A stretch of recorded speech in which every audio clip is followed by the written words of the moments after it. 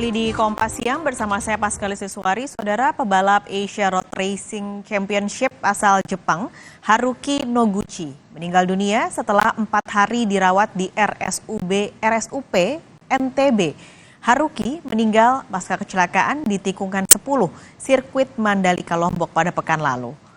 Pebalap Jepang Haruki Noguchi yang mengalami kecelakaan saat balapan di sirkuit Mandalika dalam event Asia Superbike seri keempat meninggal dunia setelah dirawat intensif di RSUP NTB.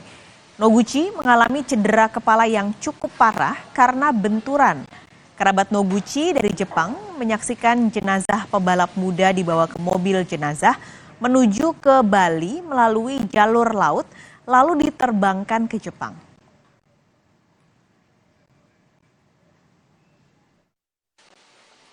Memang kalau saya lihat kemarin itu cukup keras ya, cukup keras sehingga memang pada saat kejadian itu kan kita langsung menangani ya, karena kalau kita melihat memang dari kejadiannya ada itu cukup berat,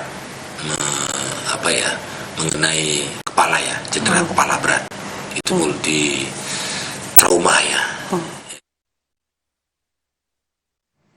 Seorang